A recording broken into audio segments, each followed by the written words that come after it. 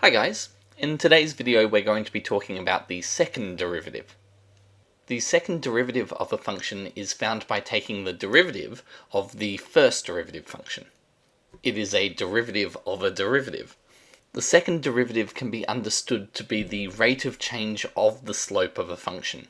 We want to know how to find the second derivative because it is useful for determining the shape of a function and for identifying the nature and location of maxima, minima, and points of inflection.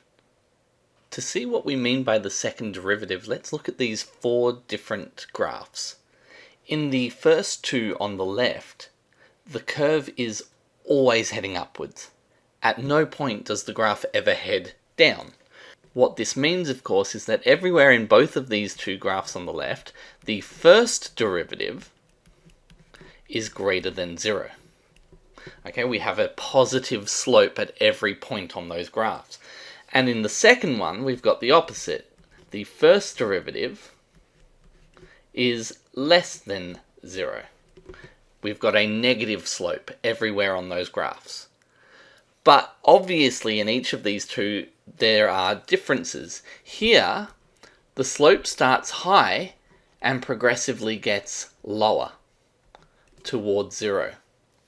In this one over on the right, we start with a low slope and get lower, more and more negative. So in both of these cases, the slope is starting at a particular value and getting lower. What this means, of course, is that the second derivative is less than 0.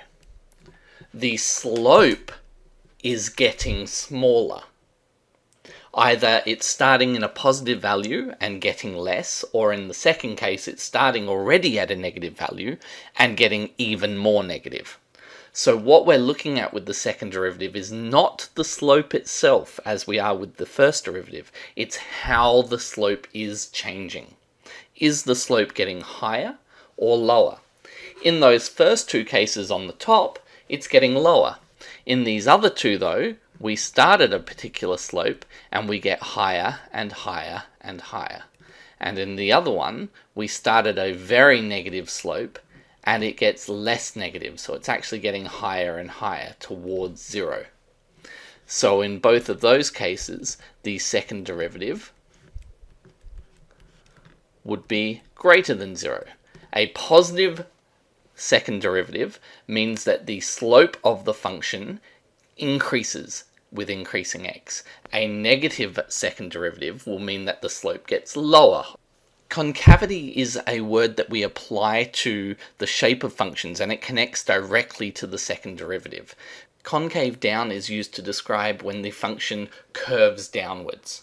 So it looks kind of like a hill. In these cases, the second derivative is less than 0.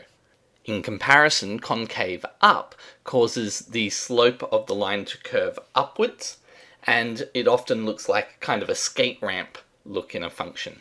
This obviously indicates a second derivative greater than 0. The basic takeaway, of course, is that to identify the nature of the second derivative, we are looking at how the slope is changing. We'll stop for a moment and take a look at the notation that we use for first and second derivatives of functions. So if the function is written as y, we already know that we've got a couple of options. We can write the first derivative as y dash, or as dy dx, or even if it's a function of time, as y dot. The second derivative follows straight from these initial notations. So a second derivative can be written as y double dash, and we saw that in the previous section. We can also write it as d2y dx squared. This is essentially because what we've got is d dx of d dx of y. So the derivative of the derivative of y. So d squared dx squared. And if it's a function of time, we can write y double dot for the second derivative.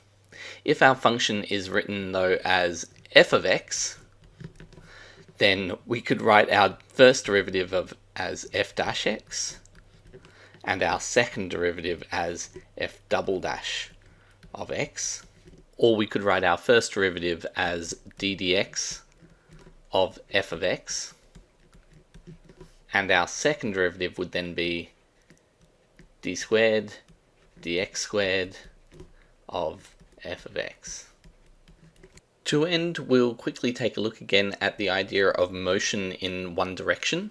So if we have a particle who has a position function, x of t, given as 6t cubed minus 4t squared plus 5t minus 7, the velocity function, v of t, is then given as the derivative d dt of the position function. And this gives us 18t squared minus 8t plus 5. So the velocity function is the derivative of the position function.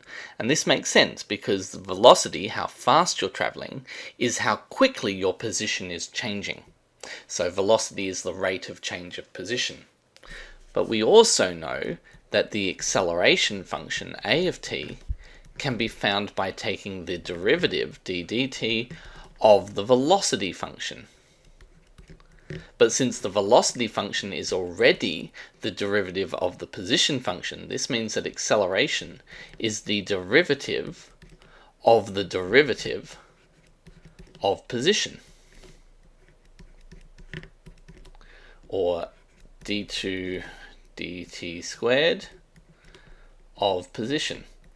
So acceleration is the second derivative of position. And in this case, that would give us an acceleration function that is 36t minus 8. So acceleration is how quickly the velocity is changing. If it's positive acceleration, the velocity is getting higher. If it's negative acceleration, the velocity is getting less. And so in terms of the original position function, velocity tells you how fast the position is changing at any point. It's the slope if you were to graph it.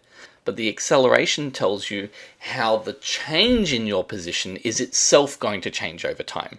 So you might be moving forwards, but getting faster, or moving forwards and slowing down.